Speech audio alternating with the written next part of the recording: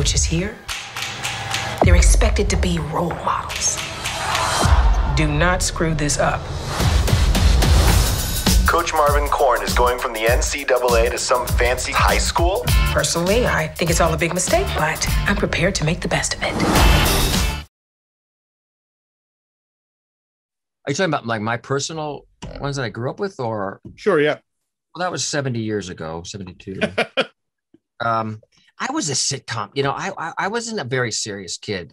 I loved Happy Days and Mork and Mindy, like all of Gary Marshall shows. I was like lighter. I mean, I remember, Fast Times and those sort of movies, the John Hughes movies, I thought really captured the time, but the times are so different now. I mean, this is a really different, time. I don't know how it is over there. I'm sure it's, the same, but it's things have changed. The line has moved, and what is right, is different than 10 years ago. And I love it. I jump on and I strap in, I go, let's go, it's the like this show again, to have a show with all female, it kind of reminds me, I did, on Broadway, I did 9, so I played Guido Contini, and it was all these women and, and Guido in the middle of it. And it sort of feels like that. And they're powerful. I'm trying to think. Yeah. I think it was scary to do it at first. And I think we had to really handle it perfect. And I think, when you have a writer like David Kelly, I think he just, he gets it. You could see the projects he's doing lately. He knows what's happening in the world right now. He can feel it, and it goes through. This was one of the most liberating experiences, because I just said, you know what, stop, trust the writing, just say the words. You don't have to do anything funny with them. You don't have to do any tricks. Just say the words, and the story and the character will come out of the screen. And I think it has with this one. I would say anything like, this isn't a series obviously, but like 16 Candles, but like that whole sort of good old like teenage angst and especially from the main character, I would say that something that I love watching, stuff like that. And that's sort of what I was taking into it, to try to keep it grounded and keep it fun and interesting. So gotta love that vibe for sure. That's a really good question. I feel like maybe that lends to the fact that there's not a lot of shows right now in the way that ours is formatted, in terms of, having, the high school and all that goes on with that, with girls too. So I feel like right now, we're creating a new shift in terms of this new high school show and what that means and what comes from that. So we have, the empowering, uplifting women aspect, which maybe in a show like Gossip Girls was a little bit different in terms of how they did their show. But I feel like this one has a little bit more, just a little bit authenticity and genuineness with it. And I feel like the writers did a good job at making us grounded. Yeah. And I feel like that's what makes our show so unique and special. There's a lot of heart in each episode and within each girl. I completely agree.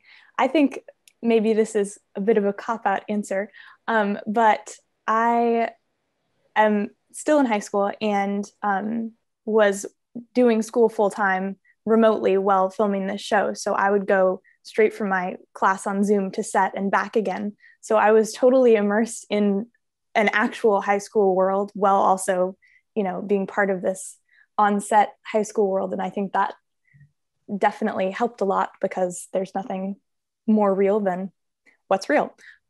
So I think I mostly tried to ground Emma in some of my own high school experiences, and her feeling of trying to find new friends, her feeling of trying to connect with this new place. I don't live in LA, so I had just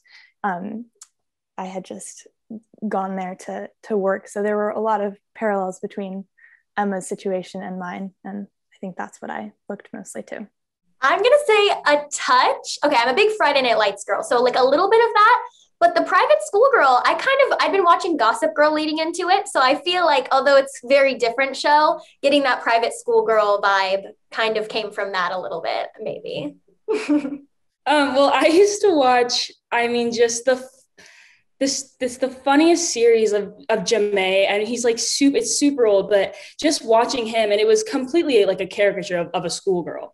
But I think that there's certain moments in there that were just so funny in terms of how the girls reacted, that sometimes I would pull from that just in our like cafeteria scenes or in our locker room scenes, just for those little funny moments in the show, because they're like little gems and I just love it.